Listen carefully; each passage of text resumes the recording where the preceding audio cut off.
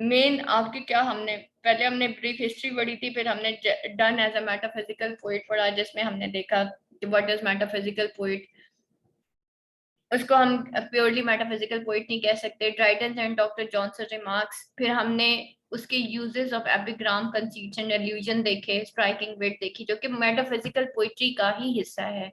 उसके बाद जो है, he uses argumentation and reasoning, he uses colloquial language, he is personal in tone, he makes use of irony and satire, he is closer to the 17th century poet। उसके बाद हमने जो है Donne as a love poet देखा कि complex concept of love दिया उसने। Poem address to mistress, wives and noble ladies, cynical, happy and platonic strands, contemporary trends towards in his poetry, anti-patriarchal and platonic attitude, body and soul are inseparable, love generates in body and culminates in soul।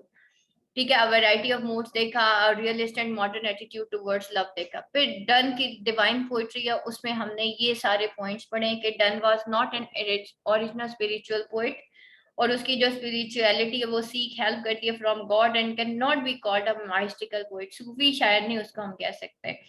डन्स imagery and conceit, अभी ये question भी हमने पास paper के अंदर देखा।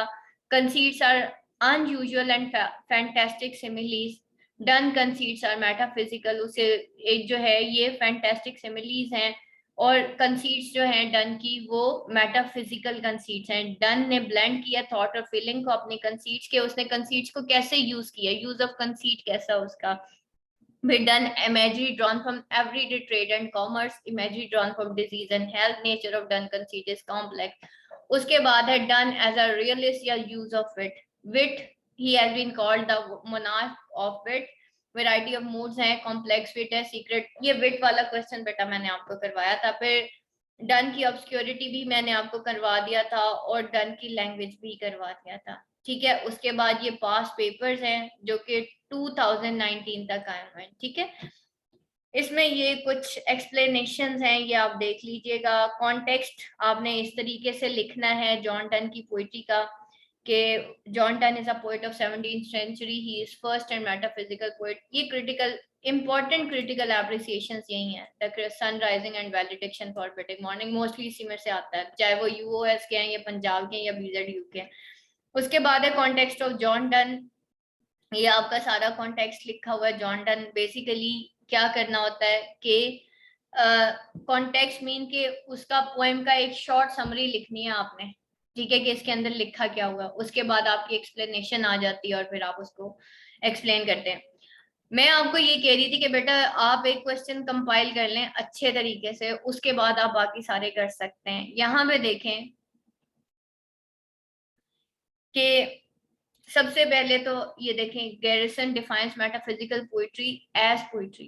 ठीक है, उसने किस तरीके से पोइट्री को पोइट्री डिफाइन किया है, ये आप इसकी पोइट मतलब ये कोर्स आप याद करेंगे। उसके बाद जो यहाँ पे देखें बात आ रही है, यहाँ पे अ वैलिडिक्शन फॉर बिटिंग मॉर्निंग, ये आपके सामने एग्जांपल्स हैं। आज आप लोगों ने ये सारी एग्जांपल्स एक पेज के ऊपर लिखनी है, और आपने आगे लिखना है कि इसको मैंने किस तरीके से मैजरी में कन्वर्ट करना है, इसको मैंने किस तरीके से विट में कन्वर्ट करना है, किस तरीके से मैंने इसको जेक्स्टापोजिशन में कन्वर्ट करना है, ये सारा आपको पता होना चाहिए। यहाँ पे देखें वो कहता है कि he compares unreciprocated love to serpent because it poisons all our joys and spend। ठीक है, अब फॉर एग्जाम्पल आपका क्वेश्चन आ जाता है कि जी यूज ऑफ इमेजरी, या हमने जैसे बहुत सारे ऐसे क्वेश्चन, आपने उसका पहला पैराग्राफ ही चेंज कर देना। ठीक है, अगर आप इसका फर्स्ट पैराग्राफ या मेटाफिजिकल पोइट्री की जगह आप इमेजरी इसको ऐड कर दें, ठीक है, या कंसीट ऐड करते हैं, पैराग्राफ सिर्फ फर्स्ट चेंज करते हैं विद डेफिनेशन, तो आगे आप देखें कि हम सारा कुछ जो है इसके जो जितने भी यहाँ पे कॉन्टेक्चुअल रेफरेंसेस दिए हैं उनको मोल्ड करके हम डिफरेंट क्वेश्चंस के आंसर बना सकते हैं। लाइक यहाँ पे देखें, a valediction forbidding mourning में यहाँ पे अगर वो लिखता है ना, if they be two they are two so as swift and, अभी ये देखें ये क्या क्या है, ये सिमिली है इसके अंदर, इसी एक के अंदर। ठीक है, सिमिली आ रही है। फिर if they two they are swift and compass are two, ठीक है, और क्या है वो सोल्स को किसके साथ मेटाफोरिकली कंपेयर करता है, कंपासेस के साथ, टू सोल्स को वो कंपास कह रहा है। ठीक है, और फिर as a simile they are two so as stiff twin compass. अब यहाँ पे वो सिमिली टू सोल्स को के लिए वो सिमिली यूज कर रहा है कि वो एज स्टिफ टॉइन कंपासेस हैं। जैसे कंपासेस की दो नीडल्स टू होती हैं, इसी तरीके से टू सोल्स भी टू है, लेकिन बेसिकली वो यूनाइट हुई हुई है। ठीक है, अब अगर इसके अंदर इसको हम बिट में कन्वर्ट करते हैं तो हम कहते हैं कि जी वो जो है वो कंपस का उसकी जो इंटेलिजेंस है वो इतनी ज्यादा हाई है कि वो कंपस का एक व्यू पॉइंट लेता है और उसको वो बयान करता है। ठीक, तो अब आप देखेंगे आपने इन्हीं 4-5 जो रेफरेंसेस है ना, yesterday night sun went and yet is here today, कि रात जैसे सन जो है, yesterday night the sun went hence, के रात जो है सन जैसे चला गया था, and yet is here today, और आज वो वापस आ गया। इसी तरीके से वो कहता है मैं भी वापस आ जाऊंगा, मैं जा रहा हूँ लेकिन मैं वापस आ जाऊंगा। ये सारी बातें वो सन राइजिंग में करता है। अब देखिए वो किस तरीके से अपने आप को कंपेयर कर रहा है, अपने जर्नी को कंपेयर कर रहा है। अब इसी को हम कहेंगे कि ये जो है वो कंपेयर एंड कंट्रास्ट कर रहा है। इसी को हम कहेंगे कि वो हाइपरबोलिक मतलब हमने कहा ना कि वो हाइपरबोल और पैराडॉक्सेस यूज करता है। तो that is the hyperbolic expression, कि वो जर्नी ऑफ सन को अपने जर्नी के साथ जो है कंपेयर करता है। दिस इज द एग्जेजरेशन जो कि वो यूज कर रहा है। तो अगर किसी टर्म के हिसाब से क्वेश्चन आ जाता है तो you should know ma'am just single far-fetched image में ही विट इमेजेस कंसीड जी बिल्कुल, ये सारे एक्सेट्रा आ जाएगा। बिल्कुल एक ही आपके सिंगल फार-फेच इमेज के अंदर ही एक्चुअली ये सारी चीजें होती हैं। ठीक है, वही आपका जो है वो वेट होता है, वही आपका कंसीट होता है, वही आपका सिमिली होता है, वही आपका हाइपरबोलिक एक्सप्रेशन होता है, but you have to mould it. अब आपको डेफिनेशन ही नहीं पता हाइपरबोलिक एक्सप्रेशन क्या होता है, आपको डेफिनेशन ही नहीं पता सिमिली क्या होती है, आपको डेफिनेशन ही नहीं पता मेटाफर क्या होता है, फिर आप नहीं इसको कर सकोगे। ठीक है, फिर आपके लिए मुश्किल हो जाएगा। लेकिन सबसे पहले आपको इन इमेजेस को समझना है कि मेटाफोरिकली अगर मैं एक्सप्लेन कर रही हूँ तो मुझे कैसे लेके चलना है। ठीक है, अगर मेटाफिजिकल पोएट या थीम ऑफ लव पे आता है बेटा, वो तो आप आराम से कर लेंगे। यूज ऑफ कंसीट भी आपका बना बनाया क्वेश्चन, लेकिन अगर उन्हीं को मोल्ड करना पड़ा फिर आप क्या करेंगे। ठीक है, फिर आपने जो है ये जितने भी आर्ग्यूमेंट्स, ये देखिए thirdly this his poetry run on lower aim. ठीक है, आप कैरेक्टरिस्टिकली भी इनको एलिब्रेट कर सकते हैं। Sweetest love I do not go for weariness of the, वो कहता है कि मैं sweetest love I do not go, मैं नहीं जाऊंगा फॉर वेरीनेस ऑफ दी, कि कहीं तुम थक ना जाओ। ठीक है, not for the weariness of love, कि वो जो है वो होपलेस हो जाएगी, या वो जो है वेरीनेस उसके अंदर तारी हो जाएगी, तो वो उसको छोड़ के नहीं जाना चाहता। तो यहाँ पे वो क्या कहता है, वो जो है पर यहाँ पे अपने जो स्वीट उसको मतलब प्रिपेयर कर रहा है कि बेसिकली उसको जाना है। और उसके बाद फिर presentation of fusion of thoughts and feeling. ठीक है, ये सारी आपने जो थीम्स हैं वो याद करनी है, fusion of thoughts and feeling, और सेपरेशन ऑफ लव, और compare and contrast, John Donne का एक्सप्रेशन आ गया। ठीक है, ये सारी चीजें बेटा आप T S Eliot phrase and fact, ये सारे आपके। फिफ्थली वो क्या करता है, our souls wish to advance the state but gone out to our bodies turn we then और। ठीक, ये सारी चीजें बेटा आप लोगों को देखनी है। ये देखें, the sleepers den in the good morrow he says और snorted be in 7 sleepers den, कि हम 7 साल पता नहीं सोते ही रह गए। ठीक, तो ये सारी चीजें आपने देखना है कि किस तरीके से वो फार फेच इमेजरी को, और ये सारे ये जितने भी ये अब आपको याद करने हैं इसके अंदर। ठीक, ये तब आपका जाके यही कंसीट्स हैं, यही आपकी इमेजरी है, और यही सारा कुछ है। और आप ऑब्वियसली जो फाइनल आपका होगा कंक्लूजन, वो भी अकॉर्डिंग टू आपके क्वेश्चन सब चेंज हो जाता है। तो एक क्वेश्चन को अगर आप अच्छे तरीके से करते हैं और उसके सारे जो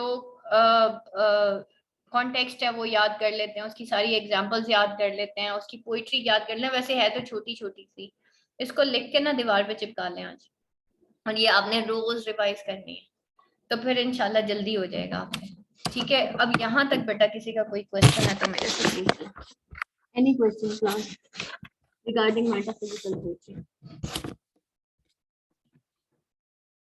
हाँ जी, क्लियर है जॉन डन? कोई कंफ्यूजन? मोल्ड कर सकते, थोड़ा सा वर्ड प्ले करना होगा। एक क्वेश्चंस को, हाँ बिल्कुल, एक क्वेश्चंस को हम सब क्वेश्चंस में मोल्ड कर सकते हैं, बिल्कुल ऐसे ही है, बिल्कुल ऐसे ही है। जहां बिल्कुल। पे उसके इमोशंस की बात आएगी वहां पे उसके लव पोइट्री की बात आ जाएगी, और जहां पे कंसीट्स की बात आएगी वहां पे उसके इंटेलेक्ट की बात आएगी। यस। बस हमें मेटाफिजिकल के मतलब एक तो की डेफिनेशन तो हम याद करेंगे, जो उसके कैरेक्टरिस्टिक्स हैं वो हमने याद कर लेने हैं। बिल्कुल, और उसकी थीम्स याद करनी है, और थीम्स में क्या, fusion of thought and intellect है। इसी तरीके से थीम ऑफ लव है इसके अंदर, और उसकी अगर लव पोइट्री है तो वो किस तरह की, कितनी टाइप्स की है, ये सारी चीजें थीम्स याद करें। सबसे पहले तो आपको थीम्स पता होनी चाहिए। मेटाफिजिकल पोइट्री क्या है, वो एक्चुअली है ही fusion of emotions and intellect है। ठीक, कि एक इंसान का जो है वो दिमाग से सोचता है और एक अपने इमोशन से फील करता है, तो वो उसको किस तरीके से दुनिया की, कायनात की जो यूनिवर्सल एक बल्कि मैंने एक वर्ड यूज किया था कि जो मेटाफिजिकल वाला सवाल और किसी के अलावा इसकी एग्जांपल ऑलमोस्ट सबको कैरी कर सकते हैं। हाँ जी बिल्कुल बेटा, इसको कैरी कर सकते हैं। तो वो कायनात की जो तख्लीक है, उसकी जो क्रिएशन है, उसके बारे में वो जो उसका फिलोसफिकल एक जो उसकी थॉट है, वो उसको और अपने इमोशंस को एक्चुअली आपस में कंपेयर करता है। जब यूज ऑफ वेट होती है ऑब्वियसली उसमें भी उसका कंपैरिजन ही आता है।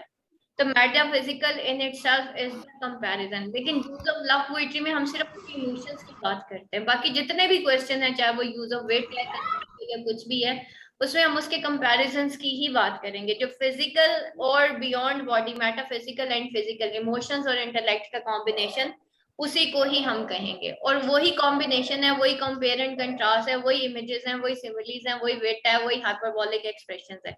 हाँ जी। और तो बेसिकली इसके दो मेजर क्वेश्चन बनते हैं, एक मेटाफिजिकल पोइट्री और नंबर 2 लव पोइट्री, बस।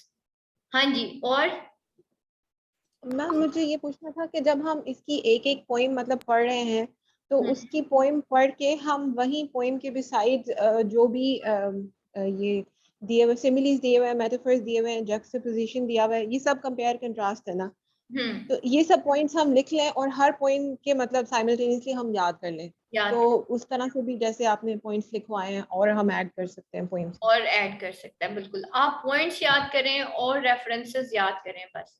इसमें अब आपको जॉन डन की पोइट्री जो है ना, इसमें रेफरेंसेस बहुत ज्यादा याद करने होते हैं, स्पेशली। अच्छा, एक चीज बेटा ख्याल कीजिएगा, जितनी भी आप पॉइंट्स पढ़ेंगे, टेक्स्ट पढ़ेंगे ना, उसके साइड में पॉइंट्स लिख लीजिएगा। होता ये है, मैं वैसे ना जॉन डन अवॉइड करती हूँ। जब मैं एंड पे जाके, मैं जॉन डन की जगह चौसर को पढ़ाना ज्यादा बेहतर समझती हूँ। अच्छा, इसमें क्या है, जॉन डन में ना सारी पोएम्स लव पोएम्स हैं। स्टूडेंट्स क्या करते हैं, जब रेफरेंस टू कॉन्टेक्स्ट का क्वेश्चन आता है ना, क्योंकि एक तो पोएम्स बहुत ज्यादा हैं, इसकी पोएम्स काफी सारी हैं, इसकी तकरीबन मेरे ख्याल से 16 17 20 के करीब इसकी पोएम्स बनती हैं, और इतना ही टेक्स्ट आपका चौसर का भी बन जाता है। ठीक है, वो भी तकरीबन 1000 के करीब जाके लाइंस है, तो इतना ही टेक्स्ट उसका भी बनता है। टेक्स्ट दोनों का इक्वल है, क्वेश्चन आंसर्स भी दोनों के इक्वल है। लेकिन जॉन डन की पोइट्री में क्या होता है, स्टूडेंट्स ना सारा कुछ मिक्स अप कर देते हैं। कंसीट्स को मेटाफिजिक्स के मेटाफिजिकल के साथ कंबाइन कर देंगे, मेटाफिजिकल को लव के साथ। खैर, मैंने बड़ी कोशिश की है कि आप लोगों को इन सारों को खोल खोल के बयान कर सकूं कि ये एक्चुअली है क्या। तो लेकिन एक चीज ख्याल रखिएगा, अब जब आपने टेक्स्ट करना है ना, क्योंकि इसकी है लाइंस छोटी छोटी, चौसर जो है उसका जो टेक्स्ट है वो थोड़ा टफ है, थोड़ा नहीं काफी टफ है, क्योंकि ओल्ड इंग्लिश में लिखा है, ये न्यू इंग्लिश में लिखा है, इसलिए इसको पढ़ना आसान है। ठीक है, वो पहले ओल्ड को आप न्यू में कन्वर्ट करते हैं, फिर उसके बाद फिर आप उसकी एक्सप्लेनेशन करते हैं। ठीक, इसमें जब आप रेफरेंस टू कॉन्टेक्स्ट करेंगे, एक चीज ख्याल रखिएगा, सारी पोएम्स आपस में कंबाइंड हो जाती है। जब आप पेपर की तैयारी कर रहे होंगे तो you will come to know कि ये तो सारी पोएम्स मिक्सअप हो गई हैं, तो मैं कैसे, तो आप जोन सी भी पोएम लिखें, उसके साथ उसके ना पॉइंट्स लिख लें कि अगर ये वैलिडेक्शन फॉर बिटिंग मॉर्निंग है, उसमें वो मॉर्निंग से उसको मना कर रहा है, यानी कि उसको रोने से मना कर रहा है, तो उसके अंदर टीयर्स, साए और ये सन, रेवोल्यूशन, ये सारी चीजें उसके अंदर आ गई। सन राइजिंग है तो सन राइजिंग में वो शाइड करता है सन को, और वो उसको कहता है कि देखो यही स्टेट है, यही सारा कुछ है, अब तुम्हारा सेंटर दुनिया नहीं, तुम्हारा सेंटर ये रूम होना चाहिए। ठीक, आप एक लुब्बे लबाब जो है ना, वो सारी पोएम्स का आप लिख लें। कि इसके अंदर ये इमेजेस हैं, उसके इमेजेस लिखें बैठ के, और ये इसका कॉन्टेक्स्ट बनता है, अदरवाइज आप लोग सारे भूल जाएंगे। आपको जितनी भी पोएम्स के मैंने आपको कुछ तो मैंने वीडियो के फॉर्म में मैंने शेयर किए हैं और बहुत सारे ऑडियो फॉर्म में आपको लेक्चर शेयर किए हैं। काइंडली बेटा वो टेक्स्ट कंप्लीट कर लीजिएगा, क्योंकि अगर आपका first question reference to context का गलत होता है आपका सारा इंप्रेशन खराब हो जाएगा। ठीक है, वो इम्प्रेशन आपने नहीं। बाकी पास्ट पेपर्स मैंने देखे तो आप लोगों के 3 रेफरेंस टू कॉन्टेक्स्ट आते हैं।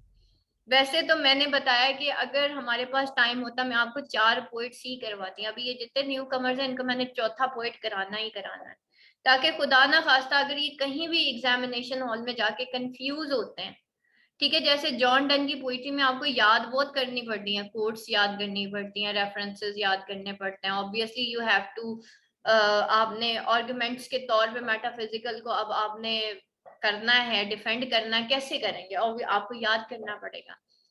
बाकी किताबों में आपको इतना ज्यादा रेफरेंसेस याद नहीं करने पड़ते।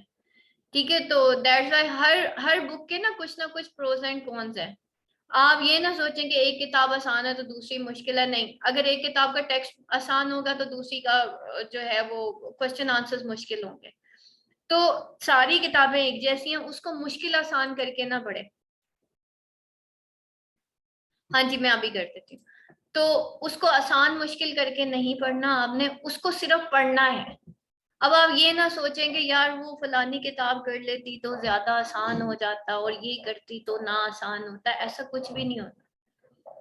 ठीक, तो इस वजह से आप लोग जो है ना बस अब पढ़ें सिर्फ कि ये करें कि ना करें, इसको कंफ्यूज नहीं करें, बस जितना आपको बता दिया बस करे जाएं बस। ठीक है, मेन मेन क्वेश्चंस करें, उनके पॉइंट्स लिखें, उन्हीं को कोशिश करें मेन आइडिया समझ लें। जैसे अब ये जॉन डन की पोइट्री है, इसके अंदर लिटरेरी टर्म्स बहुत ज्यादा है, विट है, आयरनी है, सटायर है, मेटाफर है, सिमिली है, आपको इन सारों के डिफरेंसेस पता होने चाहिए, देन आप आगे जा सकते हैं।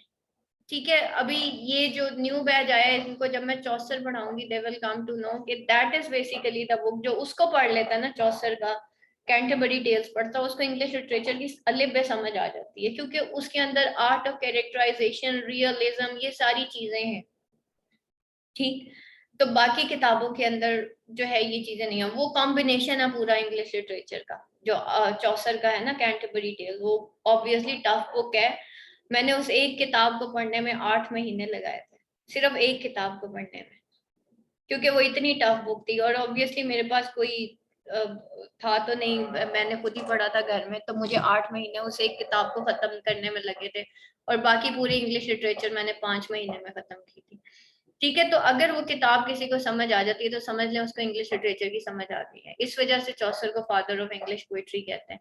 ठीक है, लेकिन बहरहाल ये जॉन डन की जो पोइट्री है दैट इज कंपेरेबल, जो है बाकी सारी पोइट्री से आसान है। बाकी सारी किताबों से अगर आप कंपेयर करें तो ये आसान है, सिर्फ इसके लिटरेरी टर्म्स और कॉन्सेप्ट्स इसको समझ लीजिएगा, इसको आपस में आपने मिक्सअप नहीं करना, ना इसकी पोएम्स को ना इसके कॉन्सेप्ट्स को, बस ये आपने ख्याल रखना। और बाकी अल्हम्दुलिल्लाह आप लोगों का क्लियर है। यहाँ तक अगर किसी का कोई क्वेश्चन है तो मेरे से पूछ लें। Any question class?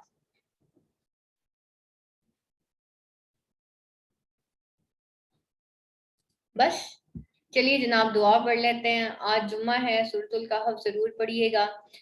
जिन स्टूडेंट्स के एग्जाम सर पे हैं, जिनके नहीं भी हैं, बेटा नवाफिल हाजात और दुआए इस्तिखारा जरूर पढ़ा करें। अल्लाह ताला बड़ी आसानियां कर देता है। बहुत स्टूडेंट्स हैं, ऑब्वियसली आई नो कि बहुत सारे स्टूडेंट्स के फाइनेंशियल हालात डाउन जा रहे हैं ड्यू टू कोरोना, किसी का कुछ प्रॉब्लम, किसी का कुछ प्रॉब्लम। बेटा अल्लाह से दुआ मांगा करें, कोई किसी का नहीं होता है। एक चीज मैं आपको बता दूं, आप अपने ही बेस्ट फ्रेंड है और आप अपने ही वर्स्ट दुश्मन है। जब आप लोगों के बारे में सोचेंगे ना, अभी मैं रिसेंटली एक पेशेंट के पास गई, she was also the sciatica patient, और उन्होंने, परसों की बात है, और उन्होंने जो है अपना ऑपरेट करवा लिया। और मैं 22 ईयर्स की एज में मुझे शैटिका हुआ था, 22 साल की थी जब मुझे शैटिका हुआ था, और अभी 15 साल हो गए मुझे इस बीमारी के साथ, और मैं सरवाइव कर रही हूँ उसके साथ। बीच में मैं पैरालाइज भी, मैंने उनको बताया, और उन्होंने ऑपरेट करवाया, और वो ऑपरेशन उनका बहरहाल कामयाब नहीं हुआ। क्या हुआ कि वो बेचारी बिल्कुल ही वो बेड पे पड़ गई कि उनकी एक टांग हिल नहीं रही। तो खैर मैं उनके पास गई और मैंने बहुत सारी चीजें देखी कि एक तो बीमारी होती है, एक हमारी साइकी होती है। बेटा अपने आप को कभी भी दिमागी तौर पे बीमार मत कीजिएगा। अगर आप दिमागी तौर पे बीमार है ना और फिजिकल तौर पे हेल्दी हैं तो आपको वो हेल्थ कभी फील नहीं हो सकती। लेकिन आप अगर फिजिकली आपको पेन है ना, फिजिकल पेन है, लेकिन आप दिमागी तौर पे हेल्दी है, आपको कोई गिरा नहीं सकता। फिर आप अगर व्हील चेयर पे भी हुए ना, आप काम करेंगे। तो अपने बेस्ट फ्रेंड बने, अपने बेस्ट फ्रेंड बने। बार बार मैं एक ही चीज कहती हूँ, कहते बी योर बेस्ट फ्रेंड। और अपना बेस्ट फ्रेंड होने का मतलब ये नहीं है कि आप सेल्फिश हो जाए। अपना बेस्ट फ्रेंड होने का मतलब ये होता है कि आप वो सोचें जो आपके हक में बेहतर है। अगर लोगों को सोचने से आपको तकलीफ होती है, उन लोगों के बारे में मत सोचें जो आपको तकलीफ देते हैं। किसी ने मेरा किया है कि नहीं किया, डोंट बॉदर इट। कोई किसी का कुछ नहीं करता बेटा, मैं दिल पे हाथ रख के बता रही हूँ, कोई किसी का नहीं। ठीक है, खुद ही को कर, वो है ना, खुद ही को कर बुलंद इतना कि हर तकदीर से बुलंद। क्या है वो खुद ही को कर बुलंद? खुद ही क्या है? बेसिकली फलसफा है खुद ही क्या है अल्लामा इकबाल का। आप अपने आप को, आप इतने खुददार हो जाए ना, इतने खुददार हो जाए कि किसी से मांगना भी नहीं है, किसी से कुछ कहना भी नहीं, डायरेक्ट अल्लाह से कि मैं अपना गिला सिर्फ अल्लाह के साथ ही करती हूँ बस। और हक पे होने के बाद बेटा एक चीज मैं आपको बता दूं, ये जो हमारी जिंदगी में डिफरेंट फसाद हो जाते हैं, छोटी छोटी बातें हो जाती हैं, जब हम उनको सोचना शुरू कर देते हैं यार फलाने ने मेरा हक मार लिया, ये हो गया वो हो गया। बहुत सारे लोग बहुत लंबी लंबी अदालतों के चक्कर में भी पड़ जाते हैं, ये वो। आप यकीन करें, अगर हक पे होने के बावजूद आपने किसी को माफ कर दिया ना, अल्लाह भूलने वाला नहीं है। ये कुरान में अल्लाह ने लिखा है, मैं माफ कर दूंगी, अल्लाह भूलने वाला नहीं है। अल्लाह इतना देगा कि संभाले नहीं संभलेगा। ये मेरा एक्सपीरियंस ऑफ लाइफ है, ये मेरा एक्सपीरियंस ऑफ लाइफ है बेटा। हमेशा मैंने अपना हक छोड़ा, हक पे होने के बावजूद मैंने अपना हक छोड़ा। अल्लाह ने मुझे इतना दिया कि मैं गिनूं भी ना, मुझे मेरे पास गिनने का टाइम नहीं है। इतना अल्लाह ने दिया। और ये इज्जतें और जो रिस्क है, रिस्क इल्म भी है। हम कहते हैं ना यार फलाना स्टूडेंट आ गया, फलाना स्टूडेंट चला गया। ये जो इल्म होता है ना, ये रिस्क होता है बेटा। खाली रिस्क पैसा नहीं है। Don't compare your life with the पैसा प्लीज। ये दिस इज नॉट द, ये कोई कामयाबी का एक वो नहीं है कि एक बंदा 1 लाख कमा रहा है तो दूसरा 50,000 कमा रहा है तो तीसरा 10,000। ये कामयाबी नहीं है। कामयाबी इज द थिंग आप कितने अपराइट हैं, आप जितनी दफा गिरते हैं कितनी दफा आप खड़े होते हैं, ये आपकी कामयाबी है। आपको बहुत ही बीमारियां हैं, आपके इर्द गिर्द कुछ भी आपको सपोर्टिव नहीं है, आपका माहौल सपोर्टिव इवन नहीं है, लेकिन आपने फिर भी खड़े रहना है। आप कितने अपराइट हैं, आप कितने सच्चे हैं। आपके सामने आप फंस गए हैं, आप फिर भी झूठ नहीं बोलते, आप कामयाब इंसान हैं। ठीक है, आपके घर में खाने को नहीं है लेकिन आप हराम नहीं खाते, आप कामयाब इंसान हैं। ये होती है आजमाइशें जो अल्लाह हमें आजमाता है। ठीक है, हजरत यूसुफ अलैहिस्सलाम ने क्या किया था? हजरत यूसुफ अलैहिस्सलाम को जब बादशाहत मिली थी, अपने भाइयों से बदला ले सकते थे, उन्होंने माफ कर दिया था। हमारे पास थोड़ी सी कामयाबी आती है, हम कहते हैं बताती हूँ जरा इसको। कामयाबी किसने दी? मेरे अल्लाह ने। यूसुफ अलैहिस्सलाम को कुएं से किसने निकाला था? अल्लाह ने निकाला। बादशाह किसने बनाया? अल्लाह ने बनाया। प्रिजन किसने किया? अल्लाह ने किया। बेटा इसी तरीके से हमारे भी डिफरेंट लाइफ के फेजेस आते हैं, अप एंड डाउन। ये नहीं कि आज हम कामयाब है तो शायद हमेशा ही रहेंगे। मैं कभी भी ये दावा नहीं कर सकती। जो मेरे अल्लाह का हुक्म, हम उस पर चल पड़ेंगे। रिस्क बेटा अल्लाह ने लिखा होता है। ठीक है, रिस्क देने वाली जात भी वही है। मैंने आपको कल एक बात की थी, कल परसों की बात है, कि बेटा मेरे नेक हो जाने से, मेरे अच्छे हो जाने से कोई दुनिया अच्छी नहीं हो जाएगी। ये चीज याद रखिएगा, पल्ले से बांध लें। हम किसी को 1 कप चाय बना के देते हैं, हम एक्सपेक्ट करते हैं कि वो हमें 2 कप चाय बना के देगा, कभी भी नहीं होगा। वो आपको 1 कप भी चाय रिटर्न दे देना बहुत बड़ी बात है, क्योंकि इंसान ना शुक्र है। आप किस ना शुक्र इंसान से एक्सपेक्ट कर रहे हैं कि वो आपके लिए बहुत कुछ करेगा? कोई भी नहीं। मैं आपसे एक सवाल करती हूँ, आप मेरी कितनी तारीफ कर लेंगे? मैं आपके साथ अच्छा करती हूँ, कितनी तारीफ कर लेंगे आप मेरी? एक दफा करेंगे, 2 दफा करेंगे, 5 दफा करेंगे, मैम आप बहुत अच्छी हैं, एंड व्हाट नेक्स्ट। बस ये इंसान के हिस्सा है, बस हमारे अंदर इतनी ताकत है। लेकिन अल्लाह के लिए जब हम करते हैं, अल्लाह के लिए हम लोगों को माफ करते हैं, अल्लाह हमें कितना देता है। मैं कहती हूँ मैं गिन नहीं सकती। आप मेरी 5 तारीफें करेंगे, 10 करेंगे, रोज एक दफा मुझे सलाम कर लेंगे, बस मैक्सिमम एक ही दफा ना, मेरा अल्लाह मुझे कितना देता है। कभी ये सोचिएगा।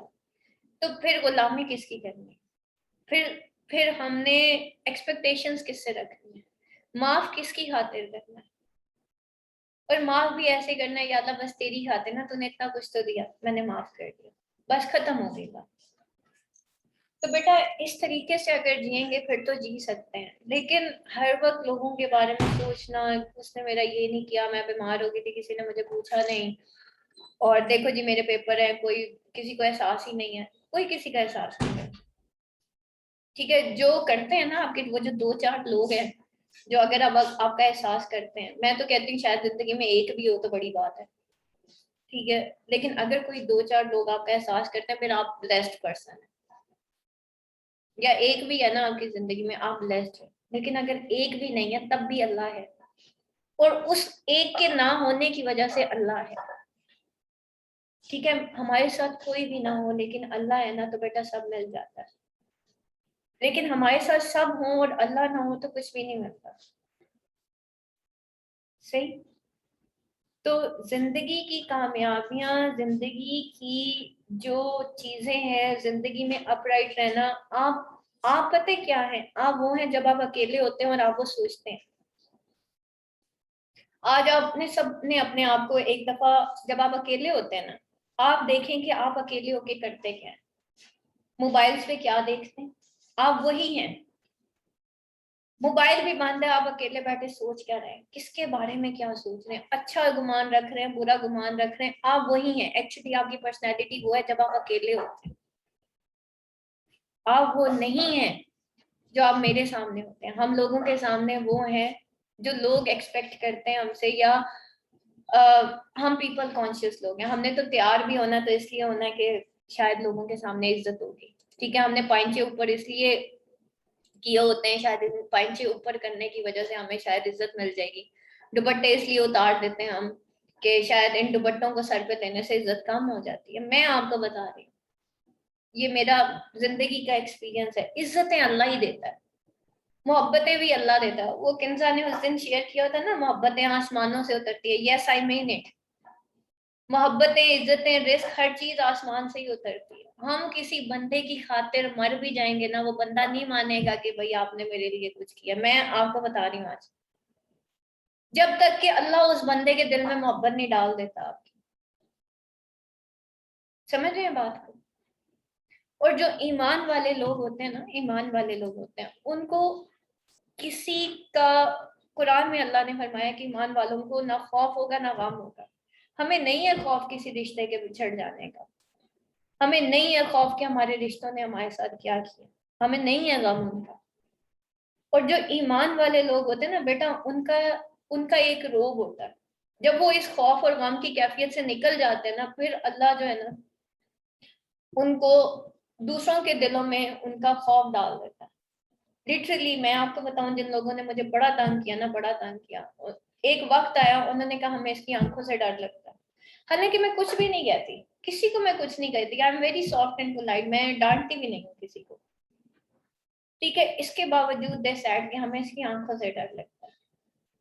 हालांकि कुछ भी नहीं, आंखों में भी कुछ नहीं, प्यार ही है जो भी है। तो दैट इज द थिंग कि लोग आपसे डरना शुरू हो जाते हैं। ठीक है, वो अल्लाह आपका रोब, एक होता है डर, एक होता है आपका रोब पैदा हो जाना लोगों के दिलों में। ठीक है, वो रोब अल्लाह डाल दो। इवन मोमिन भी मोमिन से डर रहा होता है, वो रीजन अल्लाह ने रोब डाला हुआ होता है ईमान की वजह से। तो वो एक हायर एलिवेटेड पोजीशन पे चला जाता है। तो अपने आप को देखें बेटा, मेरा तरीक अमीरी नहीं फकीरी है, खुदी ना बेच गरीबी ने, मैं नाम पैदा कर।